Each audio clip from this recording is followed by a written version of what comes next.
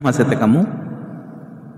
బ్రతికినన్నాళ్ళు నీ భజన తప్పనుగాని మరణకాలమునందు మరతునేమో ఆవేళ యమదూతలాగ్రహంబున వచ్చి ప్రాణముల్ పెకలించి పట్టునప్పుడు కపవాత పైత్యముల్ కప్పగా భ్రమచేత గంపముద్భవమంది కష్టపడుచు నా జిహ్వతో నిన్ను నారాయణాయంచు పిలుతునో శ్రమచేత పిలవలేనో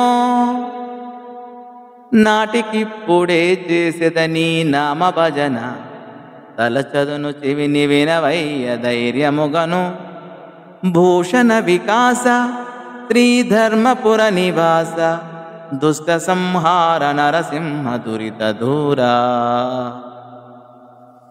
శోభామయమగు ధర్మపురమున వసించు ఓ నరసింహస్వామి, నీవు దివ్యాభరణములతో ప్రకాశించువాడవు, పాపములను పారద్రోలువాడవు, దుష్టులను శిక్షించువాడవు. తండ్రి, బొందెలో ప్రాణమున్నంత వరకు నిన్ను భజించుట మానను. తండ్రి, బొందెలో ప్రాణమున్నంత వరకు నిన్ను భజించుట మానలేను. మరణకాలమున యమభటులు ప్రాణాలను తోడివేయినప్పుడు కఫము వాతము అవరోధములు కాగా నిన్ను స్మరించగలనో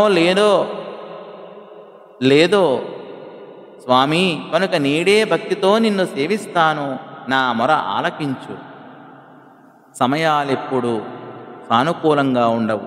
కదిలే క్షణాలు కాలుని సదనానికి. ప్రతి క్షణాన్ని భక్తితో పునీతం చేసుకుంటే మృత్యువులో కూడా పవిత్రతే ఉంటుంది అని ఈ పద్య భావము. ధన్యవాదములు.